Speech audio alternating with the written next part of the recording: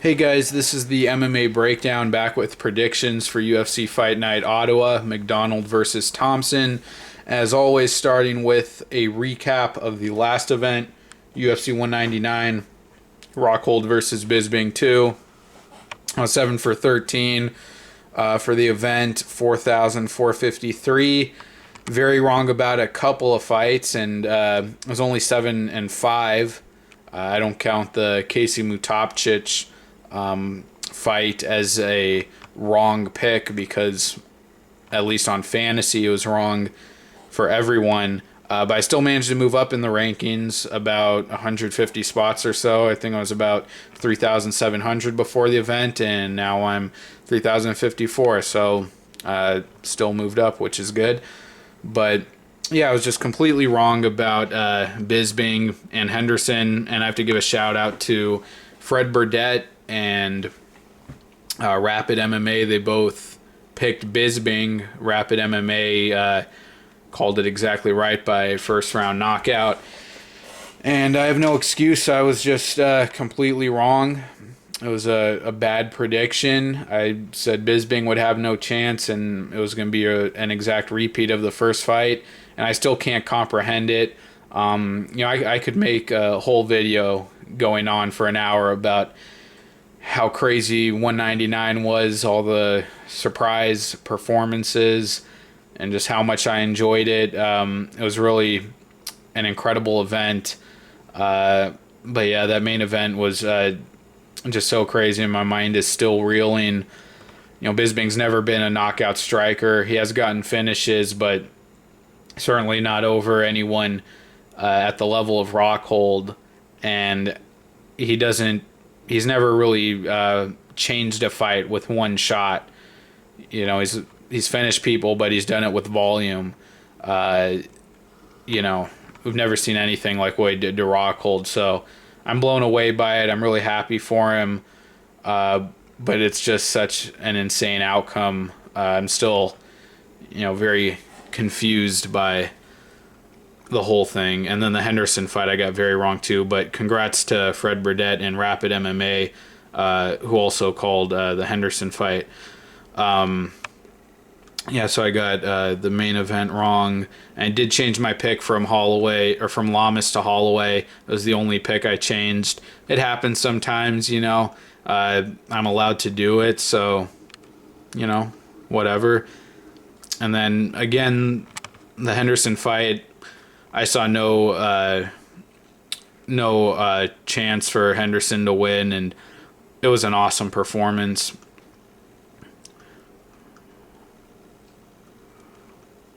I didn't pick Miller and Caceres on video, but I did think Caceres would win. That was my initial pick. When the fight was announced. And then Casey Mutapcic, I didn't see this fight being a draw. I thought Casey won rounds 1 and 2 clearly, and then the third was Mutapcic's round, but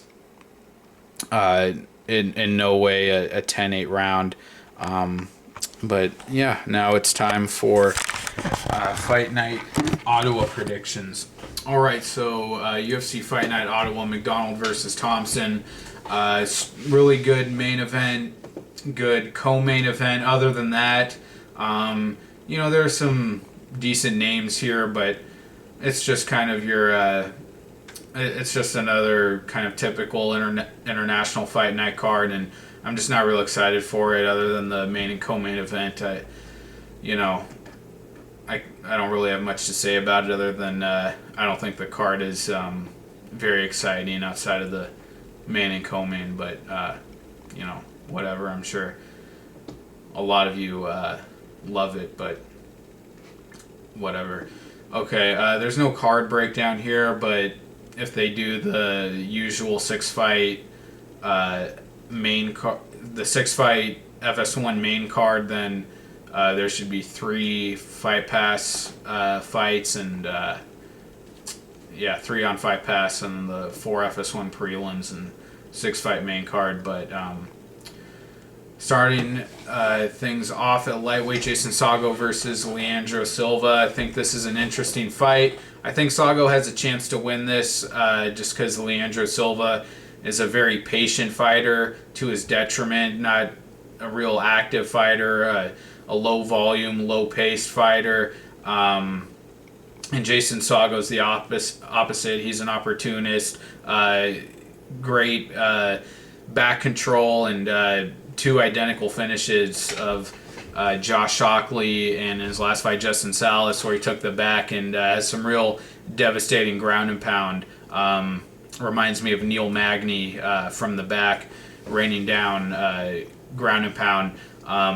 So I've really liked him in his two wins, and even his loss against Paul Felder, where he was out-wrestled, held down for the majority of the fight. Right at the end of that, I think he landed a flying knee that dropped Felder. So I think Saggo's a promising fighter. He's scrappy, good on the ground. But I think Leandro Silva is a step up from the two guys that Saggo beat, who I think are pretty much scrubs, at least by UFC standards. And I think Silva's a big step up athletically as well, his overall skill level and his athleticism. And I don't know if Saggo is a good enough wrestler to get it to the ground. Trinaldo did out-wrestle Silva. But I don't know if Saggo has the wrestling to really dictate the grappling in this match. And on the feet, I expect Silva to have the advantage. Saggo's striking, I think, is serviceable at best, but Silva's a pretty crisp, accurate striker, precise, again, low volume, and that could hurt him. Saggo being an opportunist and Silva really waiting around, always leaving his opponents in the fight. I think that could come back to bite him here, but I'm going to take Silva. I don't think Saggo is going to be able to get him down enough. I could see Silva just, messing up, making a mistake in the fight. Could win the first two rounds and just mess up late, give Saggo an opportunity to take his back, pound him out. But I do like Silva to get it done here with the striking. I think he avoids the ground game. And even on the ground, he has skills. Submitted Charlie Brenneman and had top control on Dober for a bit before he got reversed. But I'm going to go with Silva to win a decision. I can see Saggo winning, so I think it's a bit of a tough one to call. But I'll go with Silva by decision. All right, next up at flyweight, Ali Bagautinov versus Gene Herrera. I like Bagautinov here. Herrera's another guy who seems like he's a bright prospect. I thought he performed really well against Ray Borg in his debut fight, and that's a really tough fighter for a debut fight. Ray Borg is good. Lost a decision, but showed good defensive grappling off of his back. And his last fight against Joby Sanchez, and this is why I can't take him here against Bagautinov. He was really struggling on the feet, getting outstruck thoroughly in that fight. Eventually was able to catch him and land the knockout punch, finish him off. But for about 2 rounds there, he was getting outstruck pretty badly by Sanchez. And Bagautinov should just be the better striker, I think. More power, a big experience advantage, and he's a really solid wrestler as well. So I like Bagautinov. Did look kind of had a disappointing performance in his last fight against Benavidez, where he was outstruck. Benavidez really used that in and out game, but I don't think Herrera has those striking skills. Again, he's good off his back, but I think Bagautinov could take him down. So I really like Bagautinov here. I don't really see any way Herrera wins it. So I'll say Bagautinov. Maybe by knockout, maybe by decision. Not quite sure yet, but going with Bagautinov. At welterweight, Alex Garcia versus Colby Covington. I really like Covington here. Alex Garcia is a busted prospect, if there ever was one. It's not just his last fight where he got finished by Strickland in the 3rd round after not doing much for the first 2, but it was the Mike Swick fight where I just really kind of realized this guy isn't going anywhere. I mean, he's young and athletic, has power, has some wrestling ability, but that fight against Mike Swick, taking on a guy who was out for 2.5 years with a life-threatening illness, and Garcia almost did nothing against him. That was pretty horrible, I thought. Not dominating him, a guy like that under those circumstances is just not an impressive thing at all. So I think Covington will out-wrestle him here. He's a very straightforward fighter. Wants to wrestle, get the takedown, press you up against the cage. He did that well against Mike Pyle. Was kind of outclassed by Worley Alves, but I wouldn't compare Garcia to Alves at all. So I think Covington will be able to out-wrestle him here. He has a meat and potatoes game he can fall back on, where Garcia seems like he's really wandering out there a lot. So I like Covington to get a decision. All right, women's strawweight, Randa Markos versus Jocelyn Jones-Lybarger. I'm going to take Markos. She's a fighter who I thought would do a lot better than she has after TUF.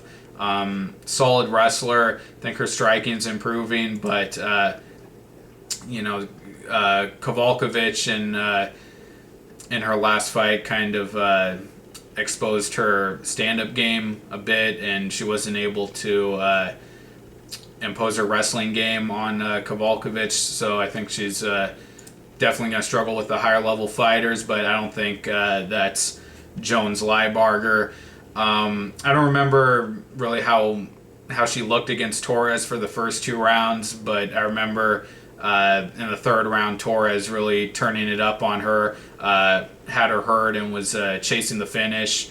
I think she was tough in that fight, but I think Markos, who has a solid wrestling game to fall back on, I think she should be able to get the win. So I'm taking Markos, but I don't really have a good sense of Lybarger's game other than the fight against Torres. So I can't say that she can't win this fight, but I will be going with Markos, I think, by decision. And Markos also struggled against Aisling Daly a lot more than I thought she would. I think Daly took a round off her, at least on my scorecard, and she kind of struggled with the grappling a bit against her. So I just think she's turning out to be, not a real high-level fighter. All right, a middleweight, Elias Theodorou versus Sam Alvey. I'm taking Theodorou here. I think he's just a more well-rounded fighter. Sam Alvey, he's got huge power, and you can't discredit his power. And the guys who he's knocked out, they've had some good performances, especially Daniel Kelly, finishing Antonio Carlos Jr. in his last fight, and then Herrera, who probably has one of the worst chins in the UFC right now, is one of the most easily knockoutable fighters in the UFCs, but he picked up a win in his last fight. So Sam Alvey definitely has the power to put out guys who are more well-rounded than him and are good fighters, but I just think Theodorou, we haven't seen a bad chin from him. I do think his striking game is pretty limited. He did survive against Thiago Santos, who has a more diverse and I think just more technical and dangerous striking game than Alvey, or as dangerous at least. So I don't expect him to get knocked out here, but I just think Alvey, a guy who relies on landing one big punch like that, relying on his big power, is probably pretty limited with his overall MMA game. And Theodorou pushes a hard pace. He's a real pesty grappler. He's beaten those kind of grinding lay and pray guys at their own game, like Bruno Santos. So I like Theodorou here. I think he avoids getting in a brawl with Alvey, and he can be put out, by the way, like we saw in his last fight against Brunson. But I just think if Theodorou is careful and really works his entries well, he'll be able to out wrestle Alvey without too much trouble. So I'm taking Theodorou by decision, but Alvey, he always has that puncher's chance. All right, at bantamweight, Chris Beal versus Joe Soto. This is a tough one to call. Chris Beal is moving back up to bantamweight, which is really good. He had some real serious cardio issues at flyweight. That really kind of plagued him especially in his fight against Neil Seery, where he just looked dead after a round. And even when he was on top, I thought he was getting outworked by Seery from bottom. Tough fight. Soto, he's a skilled fighter, but just doesn't seem to ever dictate the pace. Always lets his opponent kind of dictate the pace, and he's just reacting to what his opponent is giving him. In the Tanaka fight, his last fight, had some good moments on the ground, some good moments off of his back. He's a sticky grappler. He's a technical striker. I think dropped Tanaka at the end of that fight, and I think won that third round, but I did score the fight for Tanaka. He just doesn't seem to do a good job of putting himself in a position to win. Not very forceful with his striking. Exceeded expectations against Dillashaw, but then just got completely destroyed by Anthony Burchak. And Chris Beal, already mentioned his cardio problems. I think he's a guy who's got a lot of athleticism, but not very sound fundamentals. Not a very functional striking game. Can hit takedowns, and I think he should have an athletic advantage over Soto. Probably a finishing advantage with the striking, and Soto being a real patient guy, I think that could hurt him, but I don't think Beal's a super functional guy he's not a very consistent striker throughout a fight, so I don't know if he can really take advantage of Soto's patience. You know what, I'm going to take Chris Beal just because Joe Soto, he really seems to sit back too much, and even though Beal isn't the most active striker, he is athletic and looks for the finishing shot. So I think Beal takes this one, especially at bantamweight, where he shouldn't have those cardio issues. I'm gonna take Beal, but it's a close one. I don't think either of these guys have been really impressive in the UFC, so I'll take Beal. All right, at middleweight, Tamden McCrory versus Krzysztof Jotko. Another tough matchup, I think. Tamden McCrory looked awesome in his last fight against Josh Saman.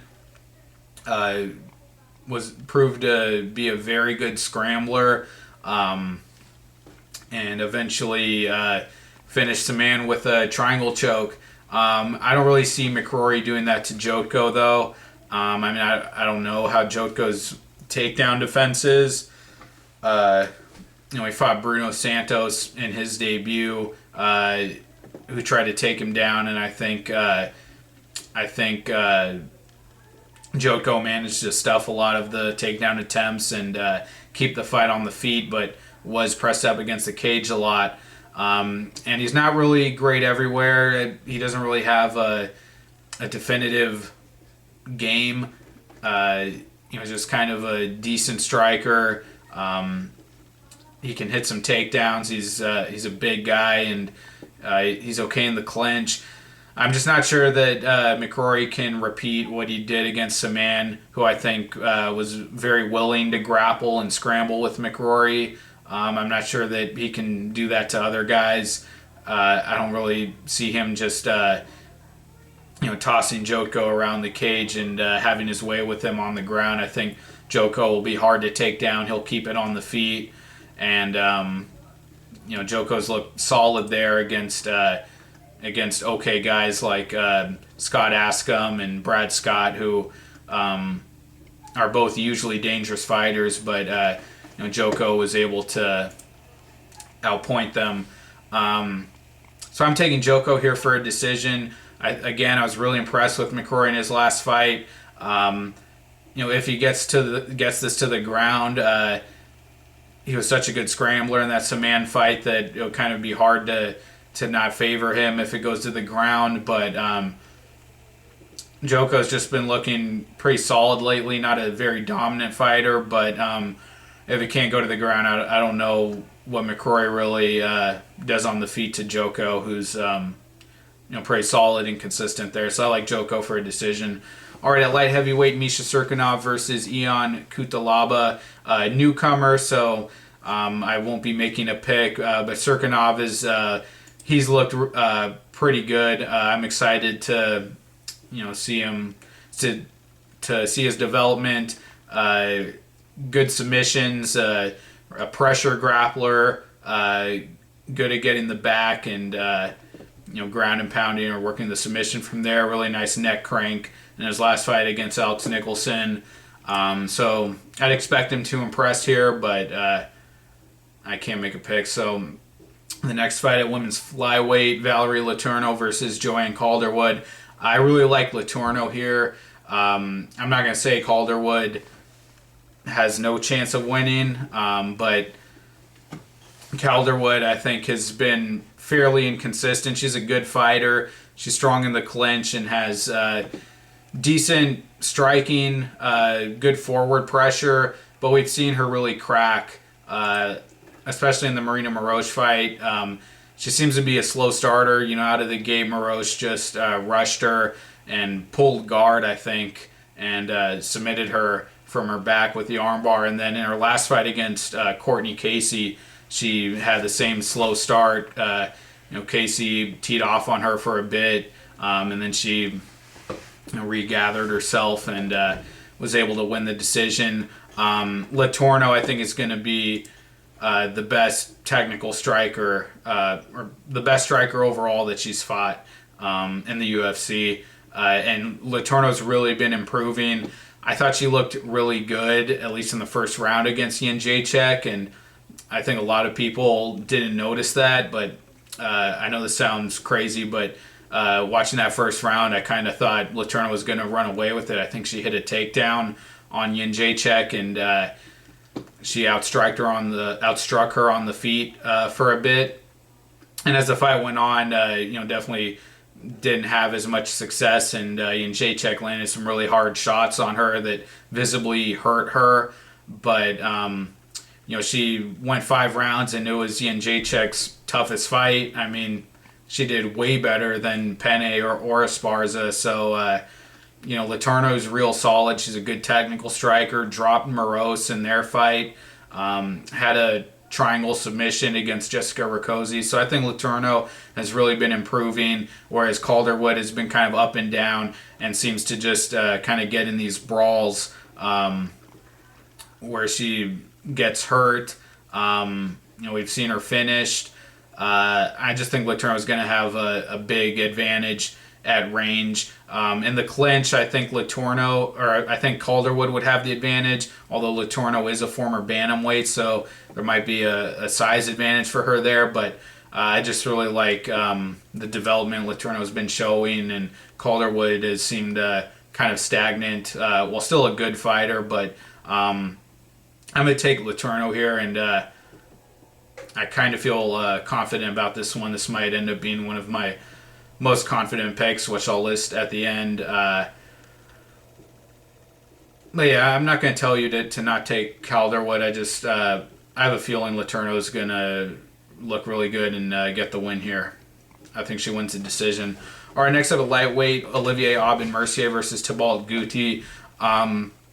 Can't say that I really know anything about Gouti other than he just got totally embarrassed by Teemu Packalén in his last fight, and Packalén lost to Mikhail Labout in his debut, where I thought he just had some moments where he looked extremely amateurish, especially on the ground and the grappling, and just seemed like a very, very green, raw fighter who should still be on the regional circuit and not in the UFC.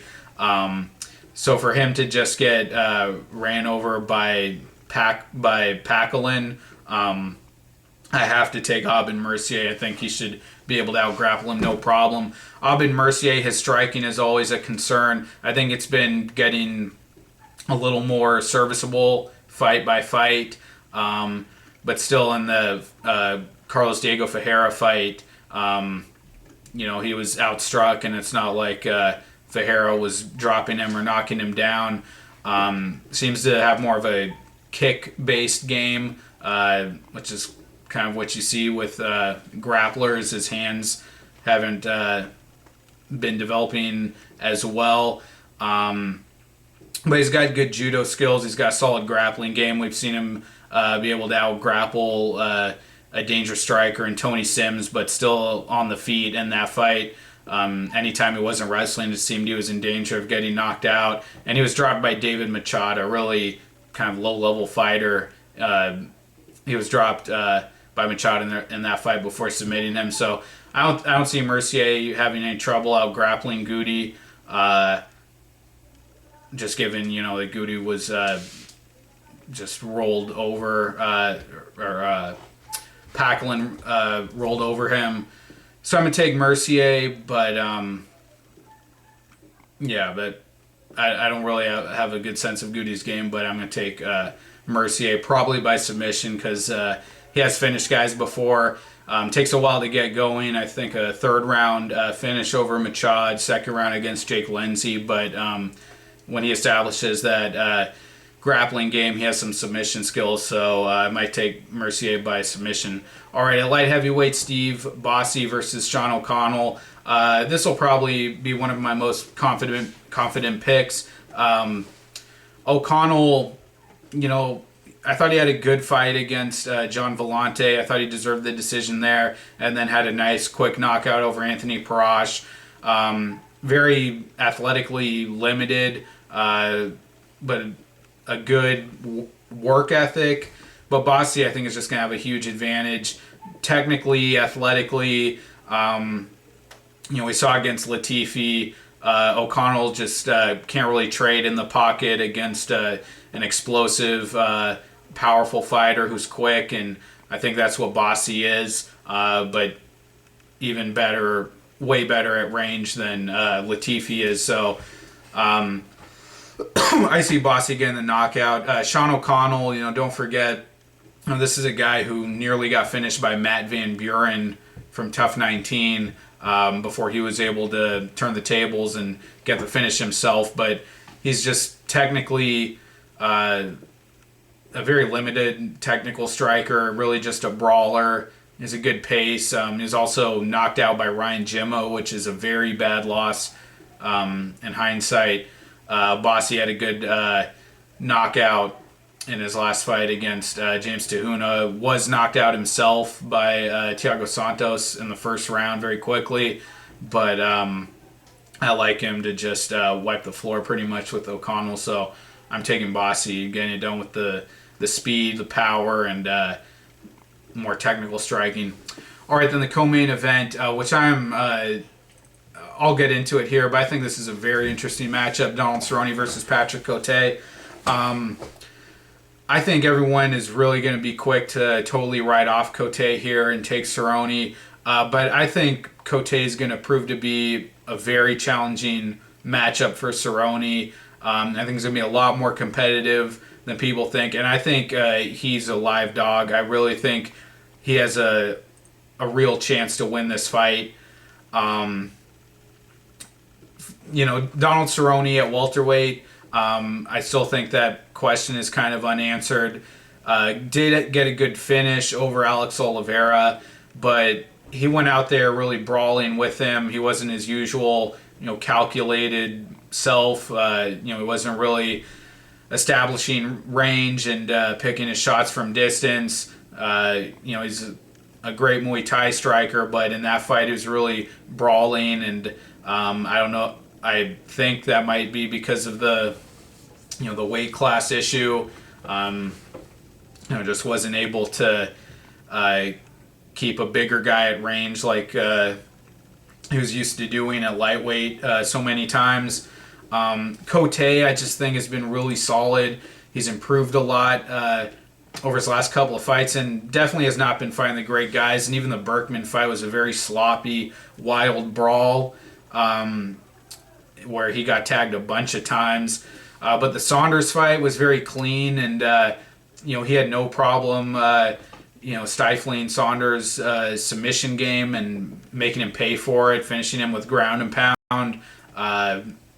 Now, Cerrone's very good off of his back. I think probably better than Saunders. So I don't know if Cotay would really be dominant on top, but I kind of have a feeling that given the weight disparity, Cotay being a former middleweight and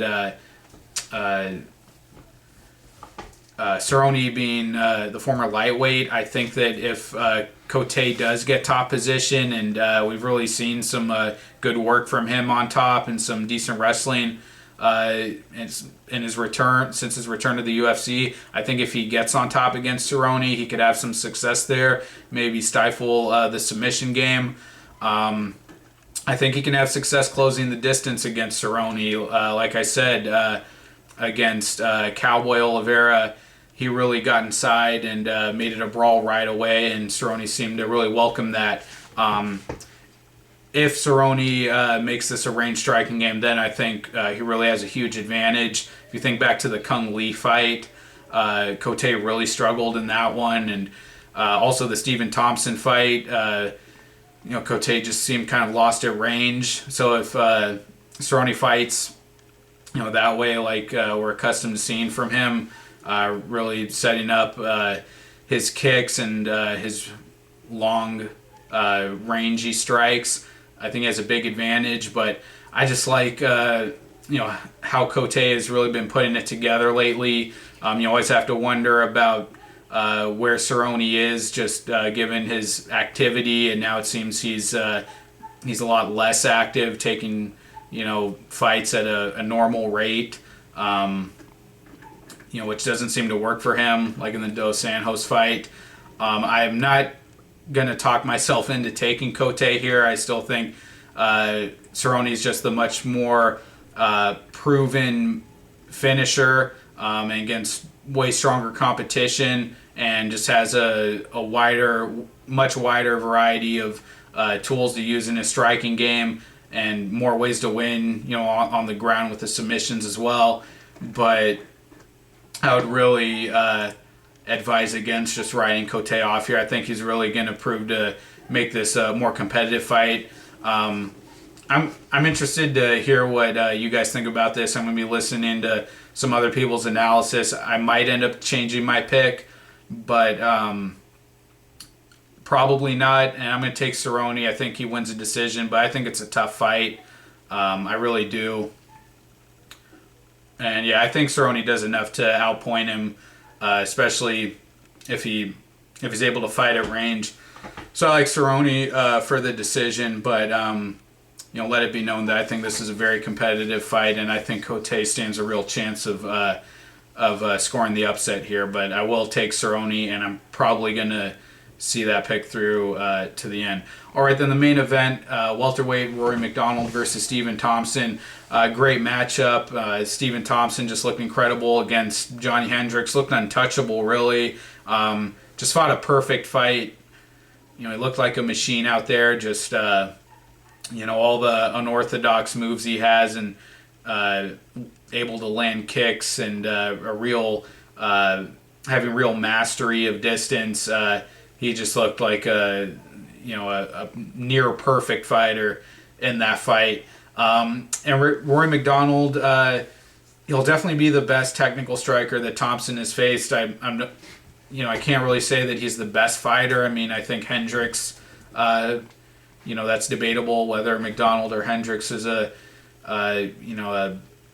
better caliber fighter. I think they're about the same. But the reason that I'm going to take Thompson here is because MacDonald, just over time, he hasn't lost much, but when he loses, it's because of volume. It's because of durability. The Condit fight, where he was finished, and both the Lawler fights.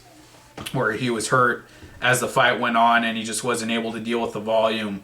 And even in the second fight, that was back and forth from the beginning. McDonald took some rounds, and I think it was the fourth round, right at the end of it, he hurt Lawler. I think it was the front kick or head kick, and had a big combination on him to end the round.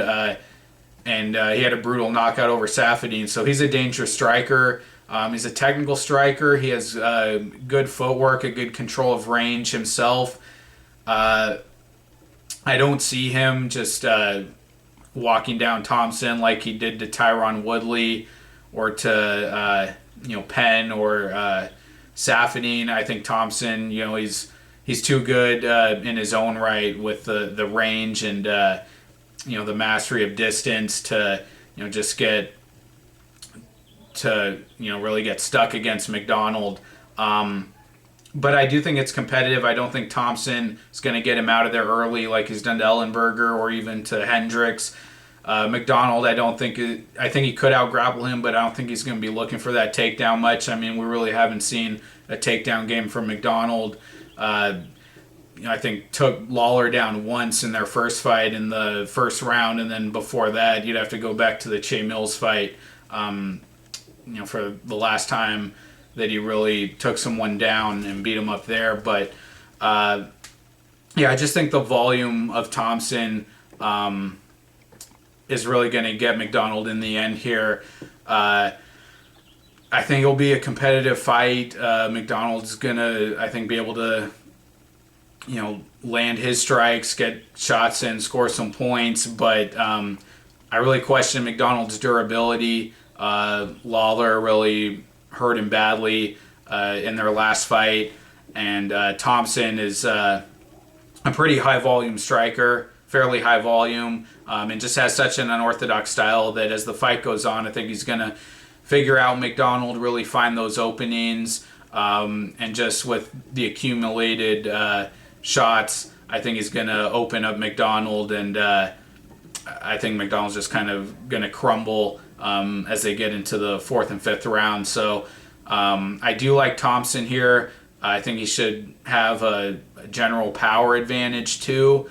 But I do think McDonald can have some success early, especially if he grapples. That should be interesting. We haven't really seen Thompson have to fight off his back against a good grappler. But McDonald, that's just not really a style. We haven't seen that from him. And, Lawler was able to hang in there with McDonald, and he really figured him out as the fight went on and just beat him with pretty much a jab cross. So with Thompson's really unorthodox style and, all the strikes that he can connect with from any range, I think he'll really find the mark as the fight continues to go on, and he'll find those openings. And with the accumulation of damage, I think he's going to be able to get a late finish here. So I like Thompson for a fourth or fifth round TKO. All right, guys, those are my predictions for UFC Fight Night Ottawa, McDonald versus Thompson. Thank you for watching. Don't forget to follow me on Twitter. And before I forget, my 5 most confident picks. This is something I've intended to do in my last several videos, but I've just forgotten to do it at the end. But I'm just going to do this real quick off the top of my head here. I'm going to go with Covington, Bosse,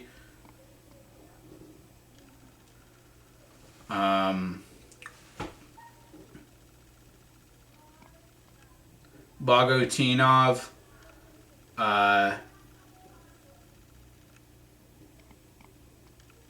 Mercier, and Theodorou, I think. So let's make sure that was 5, and that's not in any order. Bagautinov, Covington, Theodorou, Mercier, and Bosse. Now I'm confused. I think I might have said Thompson the first time. But yeah, we'll go with Bosse, Mercier. You know, no, I'm not gonna do Mercier because I don't really. I don't know. Okay, let's just go Bosse, Mercier, Covington, Bagautinov. You know what? I'll throw Thompson in there instead of Theodorou. So sorry, guys, that was a mess. I'm gonna have to put some more work into that for the future videos. But that's it. Thank you for watching. Follow me on Twitter, link in the description, and I'll be back soon with predictions for Fight Night 90, Dos Anjos versus Alvarez. Thanks, guys. Take care. I'll see you next time. Bye.